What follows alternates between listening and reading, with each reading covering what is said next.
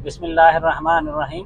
Homeopathy and philosophy में आज हम डोज़ का मेडिसिन डोज़ कैसे दी जाती है और कितनी दी जानी चाहिए, नहीं देनी जानी चाहिए और रिपीट कैसे करना चाहिए, और सबसे अहम बात पोटेंसी का ज़िक्र करेंगे। बहुत सारे पेशेंट्स कह लें या होम्योपैथिक डॉक्टर्स कह लें, मेरी वीडियोज़ पे इतराज़ कर रहे हैं और उनका हक़ है इतराज़ करना, कि वो कहते हैं कि जो कुछ मैं कर रहा हूँ ये एक किस्म की पैलिएशन है, सप्रेशन है, ये होम्योपैथिक इलाज नहीं है।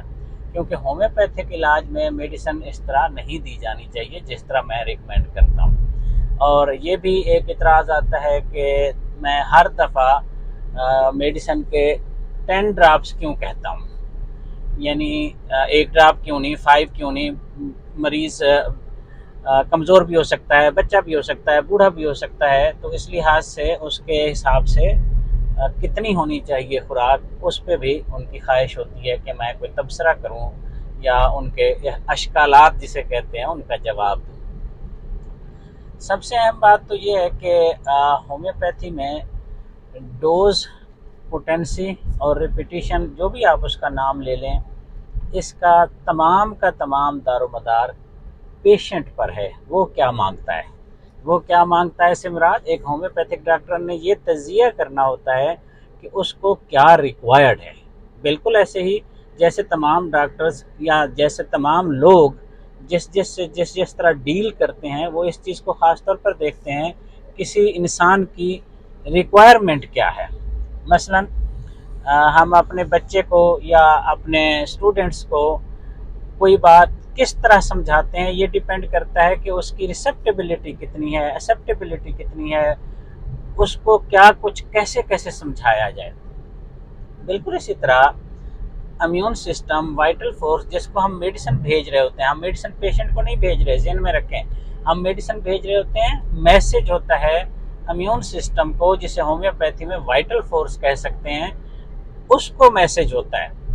उसको कितना मैसेज डिज़ायर्ड है, रिक्वायर्ड है, उसकी रिसेप्टेबिलिटी क्या है, ससेप्टेबिलिटी क्या है, एक्सेप्टेबिलिटी क्या है, ये फैसला करता है पेशेंट का केस। क्योंकि मैं वीडियोस जब बना रहा हूँ, मैं होम्योपैथी फॉर होम के तहत बना रहा हूँ, उसमें हम ये चीज़ें चेक नहीं कर सकते हर पेशेंट को। हम जनरलाइज्ड एक किस्म की फिर कोशिश करते हैं। होम्योपैथी में जनरलाइजेशन नहीं है, फुली एग्रीड, बट आप क्या करेंगे, एक मैसेज कन्वे करना है, पेशेंट आपके सामने नहीं है, कोई डिटेल पता नहीं, तो क्या करेंगे, तो आप कोई दरमियाना ईजी ऐसा सलूशन ढूंढेंगे जो प्रॉब्लमेटिक ना हो, जो होम्योपैथी के असूलों के खिलाफ ना हो। ये बहुत अहम है। तो होम्योपैथी में कहीं भी रुकावट नहीं है।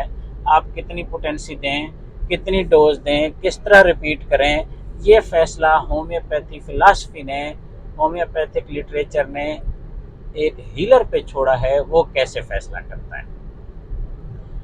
और इसी तरह होम्योपैथी में अगर आप एक ड्रॉप देते हैं, पोटेंसी की बात कर रहा हूँ, अगेन मदर टिंचर का मामला डिफरेंट है, एक ड्रॉप देते हैं, 10 ड्रॉप देते हैं, 20 ड्रॉप देते हैं, बिलअमूम कुछ खास मामलात को छोड़ के बिलअमूम इससे कोई फ़र्क पड़ता ही नहीं है कि आप एक डोज दें, एक गोली दें, 4 गोली दें, 20 ड्रॉप्स दें। होम्योपैथी मैं जो जिक्र कर रहा हूँ, पोटेंसी का जिक्र कर रहा हूँ, मदर टिंचर्स का नहीं कर रहा, उसमें इससे फ़र्क नहीं पड़ता।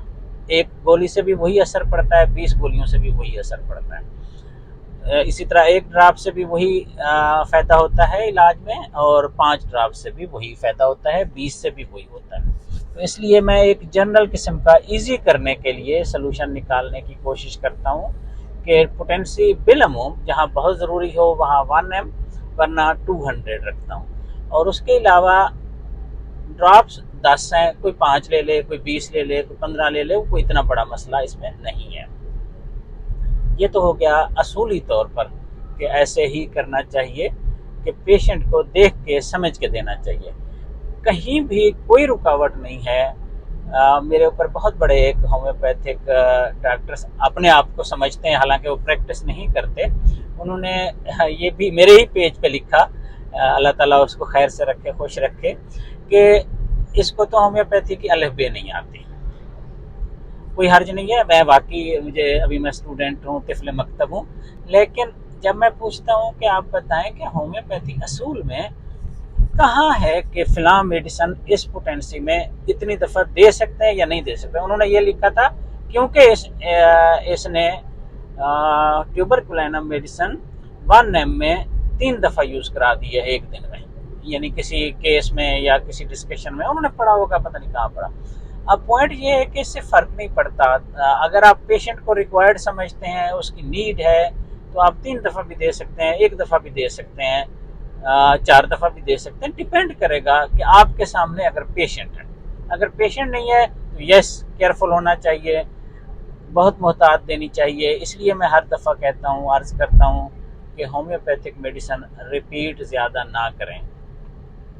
उसने अगर फ़ायदा देना होता है तो वो फ़ायदा दे देती है 10-12 दिन में, अगर नहीं देना होता तो उसके बाद वो नुकसान ही कर सकती है, फ़ायदा नहीं कर सकती। इसलिए जितना मुमकिन हो मिनिमम लेना चाहिए, ऑब्जर्वेशन में रहना चाहिए। आइडियल ये है कि आप जब भी इलाज कराएं, जब भी कोई पेशेंट इलाज कराए तो होम्योपैथिक डॉक्टर के ज़ेरे निगरानी रह के इलाज कराए। सेल्फ मेडिकेशन की तो कोई ऑप्शन किसी भी थेरापेटिक्स में नहीं है, एलोपैथी में भी नहीं है, होम्योपैथी में भी नहीं है और हिकमत में भी नहीं है। ये अहम पॉइंट है।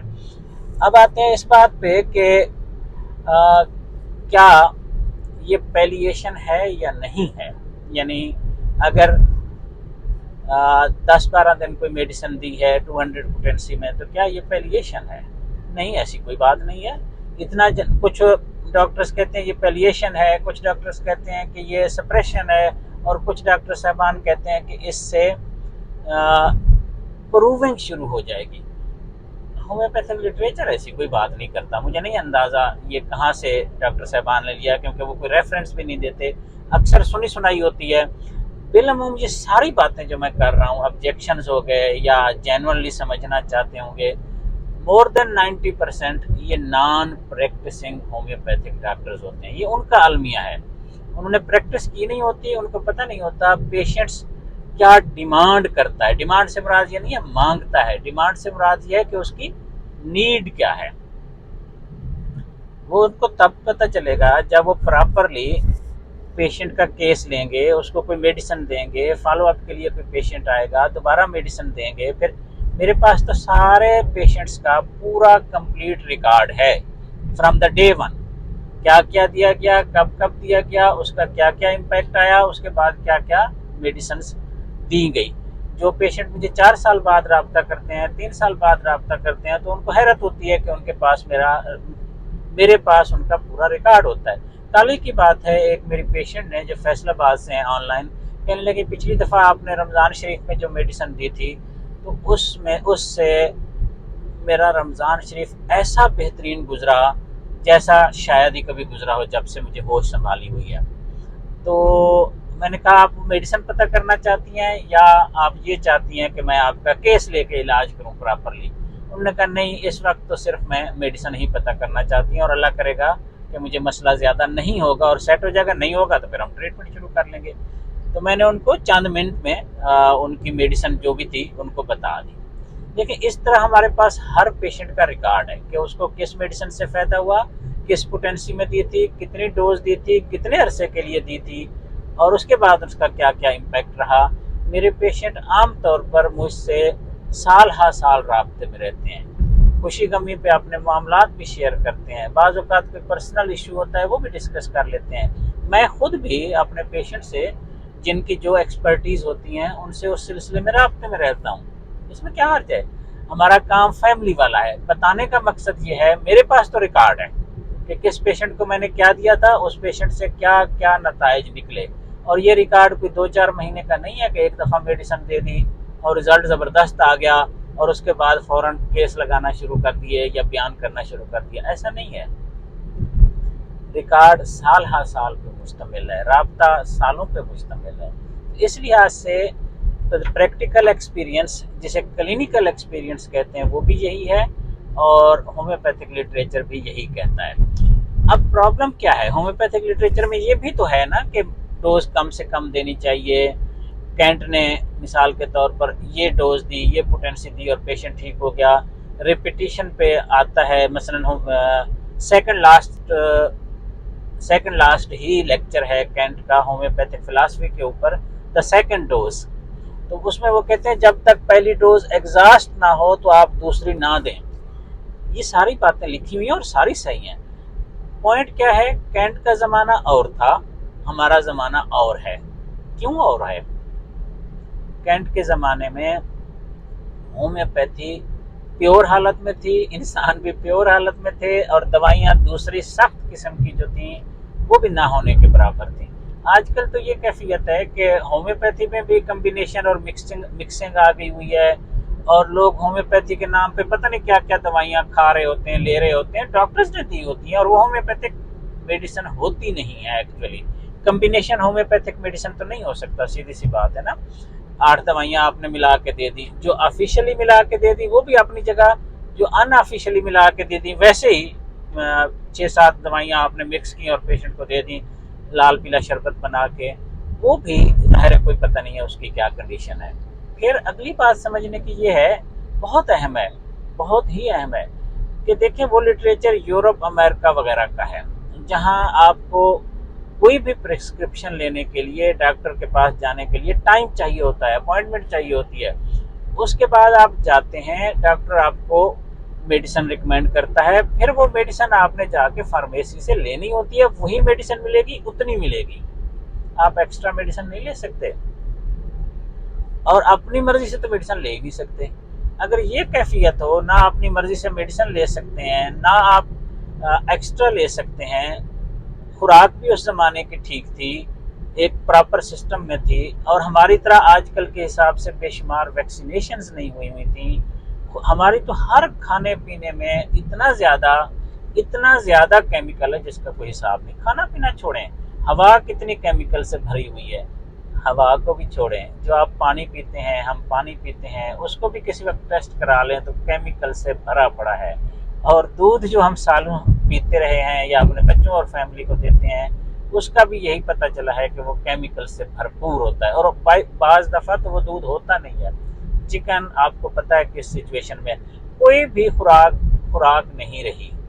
अब अक्सर सारी सारी खुराक की किस्में तब्दील हो चुकी हैं। तो इन हालात में जब पेशेंट कोई भी मेडिसिन जाके ले लेगा, वो ले ही रहा होता है। मल्टीविटामिन तो आम बात है, अभी सर दर्द हुआ मामूली सा, आपको अभी मामूली सा सर दर्द हुआ, तो आपने कहा सर दर्द है, आपके ऑफिस में, आपके घर में, आपके दोस्तों ने हर एक ने अपना पर्स खोल लेना होता है, पॉकेट खोल लेनी होती है, ये नहीं मेरे पास ये दवाई है। या ये भी आम बात है अनपढ़ों का, सादा लोगों का, या निस्बतन कम पढ़े लोगों का, कि वो मेडिकल स्टोर पे जाके कहते हैं कि इस चीज़ की दवा है, और वो मेडिकल स्टोर वाला कोई भी हो, नौजवान नौजवान बीवी बच्ची हो, बेटी हो, बेटा हो, या वैसे भी कोई इंसान हो, तो वो कुछ भी दे देगा। बूढ़ा भी हो तो भी उसने कौन सा देखना है पहले आप क्या खा रहे हैं, बाद में क्या मसाइल हो सकते हैं, इस दवा का क्या फ़ायदा है, इस दवा का क्या नुकसान है। तो कैफियत ये है, अगर मेरी मेडिसिन से पेशेंट को फ़ायदा नहीं हो रहा, आपकी मेडिसिन से पेशेंट को फ़ायदा नहीं हो रहा, तो उसने बैठे नहीं रहना। आज के ज़माने में यूरोप अमेरिका में उसने एलोपैथिक के पास या होम्योपैथिक के पास जाने के लिए अच्छा खासा तरद्दुद करना है। ऐसे चलते चलते कहीं भी कुछ नहीं होता, एक टेस्ट कराने के लिए भी बहुत सारी दिक्कत होती है। इस कैफियत में पाकिस्तान में आप ये सोचें कि एक डोज आपने दे दी और पेशेंट उसी डोज पे है, चाहे तक मसाइल किसी तरह के भी रहे, आपने एक दफ़ा दे दी, ये पोटेंसी दे दी, और हर तरह की कैफियत को आपको यकीन है कि वो उसी पे बैठा रहेगा, तो ये हमारी खाम ख्याली के अलावा कुछ भी नहीं है। प्रैक्टिसिंग डॉक्टर्स जानते हैं, आप दवाई देते हैं और उसके कुछ दिन के बाद पेशेंट बताता है, आम बात है कि मुझे ये हुआ था और मैंने ये दवा ले ली, मुझे ये मसला हुआ था और मैंने ये काम कर लिया। तो यानी वो खुद दवाइयाँ ले रहे होते हैं, खुद डिस्कस कर रहे होते हैं हर चीज़ को, और उसके मुताबिक कुछ चल ही रहे होते हैं। दवाइयाँ भी खा रहे होते हैं, हमारी दवाई भी खा रहे होते हैं, इंतज़ार भी कर रहे होते हैं। जब मामलात ये हों, हम एक डोज पे बैठ के, मखसूस किस्म की पोटेंसी पे बैठ के वो फ़िलासफ़ी की बातें करें, जो फ़िलासफ़ी की बातें लिटरेचर में लिखी हुई हैं, वो आइडियल हैं, वो होनी चाहिए, वो अचीव करनी चाहिए, मगर प्रैक्टिकली वो पॉसिबल नहीं है। जो लोग प्रैक्टिकली उन्हीं चीज़ों पे रहेंगे, वो नॉन प्रैक्टिसिंग होम्योपैथिक डॉक्टर हो सकते हैं, या थोड़े अरसे में अपना क्लिनिक उनको बंद करना पड़ेगा। सो खुलासा क्या है? खुलासा ये है कि जो मेडिसन डिज़ायर्ड है पेशेंट की तरफ से, जो रिक्वायर्ड है, ये एक होम्योपैथिक डॉक्टर अपने पेशेंट को सामने रख के फैसला कर सकता है। बाहर से बैठा हुआ मैं हुसैन ये फैसला नहीं कर सकता कि डॉक्टर अब्दुल करीम ने, डॉक्टर नुज़हत ने, डॉक्टर अल्लाह बख्श ने ये दवाई क्यों दी, इतनी तो नहीं देनी चाहिए, इसको तो होम्योपैथी की कुछ भी नहीं पता, कोई सेंस नहीं है। ये हमें सेंस नहीं है अगर हम तबसरा करेंगे। वो डॉक्टर जानता है जिसने मेडिसिन दी है, वो अपने पेशेंट को भी जानता है, वो ओवरऑल भी सारी सिचुएशन को समझता है। उसके सामने पेशेंट है, वो इसलिए बेहतर फैसला कर सकता है कितनी पोटेंसी दे, कितनी डोज दे, कैसे चलाए मामलात को। और जो लोग इस पे इतराज़ करते हैं, आम तौर पर उनको उस तरह के एक्सपीरियंसेस नहीं हुए होते। उनको सिर्फ लिटरेचर का पता होता है, फिलासफी का पता होता है, बिलअमूम बहस मुबैसे का पता होता है। प्रैक्टिकल होम्योपैथी का एक्सपीरियंसेस का बिलअमूम उनको आगाही नहीं होती। सो जब नए होम्योपैथिक डॉक्टर्स के लिए ख़ास तौर पर, और जिन लोगों ने सवाल किए हैं उनकी खिदमत में अर्ज़ है, प्रैक्टिकल होम्योपैथी में आप फैसला कर सकते हैं कि आपको कब कितनी क्या डोज देनी चाहिए। मैं खुद अपनी प्रैक्टिस के पहले 1-2 साल में 200 पोटेंसी पे भी डर डर के जाता था, और 30 ही रहती थी। 1 का तो सोचता ही नहीं था कि पता नहीं क्या हो जाएगा। इतना पढ़ा हुआ था, इतना सुना हुआ था होम्योपैथिक डॉक्टर्स की कहानियाँ, और उन सब में अपने पेशेंट्स को मैंने बहुत डिस्टर्ब किया। यानी उनको डोज ज़रूरत थी तो नहीं देते थे, तो इसका मतलब है हम उनको डिस्टर्ब कर रहे हैं ना। इसका मतलब है हम उनकी हेल्थ में जो स्पीड आ सकती है उसको डिले कर रहे हैं ना। जब हम ये करेंगे, नेचुरल सी बात है, पेशेंट भी डिस्टर्ब होंगे और होम्योपैथी भी नुकसान में जाएगी, और हमारा अपना काम भी डिस्टर्ब होगा। जिस पेशेंट को जितनी पोटेंसी चाहिए, जितनी डोज चाहिए, ये सिर्फ और सिर्फ सामने बैठा हुआ होम्योपैथिक डॉक्टर केस लेके फैसला कर सकता है। बाहर बैठा हुआ कोई नहीं कर सकता। आइडियल यही है। यस, आइडियल आइडियल हम हमेशा हासिल नहीं कर पाते। आइडियल की तरफ जाना होता है, मीनिंग पोटेंसी पे हाथ रोकना है, मीनिंग डोज पे हाथ रोकना है। अगर आपको अभी एक्सपीरियंसेस नहीं है, आपने पेशेंट्स उस तरह नहीं लिए हुए, आपको क्लैरिटी नहीं है अपने काम में, गोमोगो की कैफियत में है, नए हैं, यस, डोज भी कम दें, पोटेंसी भी कम रखें, अपने पेशेंट से राब्ते में रहें।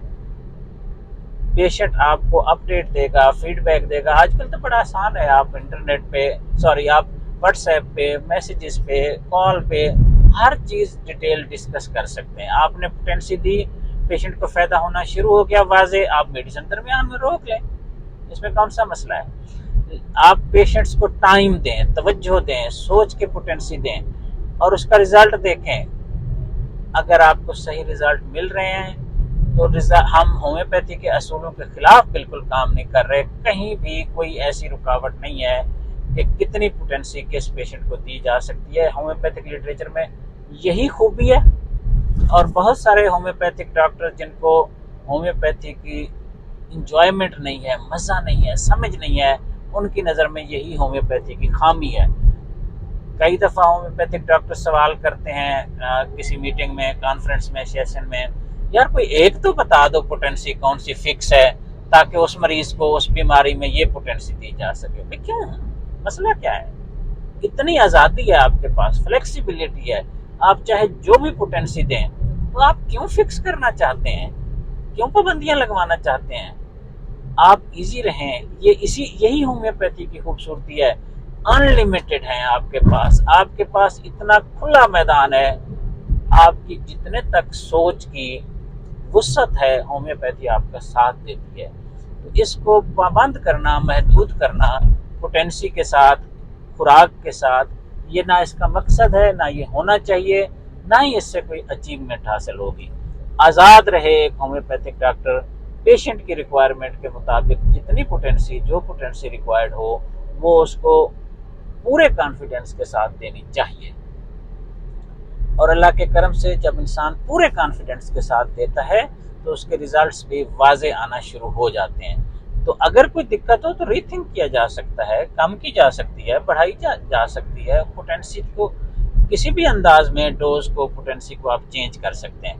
मगर पहले से ये तय कर लेना कि हमने 200 पोटेंसी नहीं देनी, 10 दिन नहीं देनी, 6 दिन नहीं देनी, 8 दिन नहीं देनी, ये होम्योपैथी असूल के खिलाफ है। कोई भी बात फिक्स नहीं है, परमानेंट कुछ भी नहीं है, परमानेंट कुछ भी नहीं है। नेवर का लफ्ज होम्योपैथी में नहीं है, एवर का लफ्ज होम्योपैथी में नहीं है। ऐसा हमेशा नहीं होगा कि आप फिलां पोटेंसी देंगे, ऐसा हमेशा नहीं होगा कि आप फलां पोटेंसी नहीं देंगे। तो क्या करेंगे? जो सिचुएशन होगी, जो ससेप्टेबिलिटी होगी, जो एक्सेप्टेबिलिटी होगी, जो रिसेप्टेबिलिटी होगी, उसके मुताबिक देंगे। देखिए, सादा तरीन मिसाल दे के मैं अर्ज करता हूँ। आपके 4 बच्चे हैं, 3 बच्चे हैं, आप बेहतर जानते हैं किसी बात को, एक बहुत अहम बात को, सख्त बात को कैसे समझाना है। हो सकता है एक बेटे को आप थोड़ी सी प्यार भरी चपकी लगा दें, एक को डांट दें। हो सकता है बेटी को कुछ भी ना कहें, क्योंकि वो उसी तो कोई देख के समझ जाएगी कि ये बात बहुत अहम है। हो सकता है बेटी को ज्यादा रोला डालना पड़े। आपने देखना है किसकी ससेप्टेबिलिटी, एक्सेप्टेबिलिटी, रिसेप्टेबिलिटी कैसी है, उसके अकॉर्डिंगली आपने फैसला करना है। इसको डांटना है, इसको थप्पड़ झपड़ लगाना है, इसको सिर्फ प्यार करना है, क्या करना है। होम्योपैथिक डोज पोटेंसी एग्जैक्टली ऐसे काम करती है। डिपेंड करता है कि आपका पेशेंट मामलात को कैसे लेता है। Thank you very much.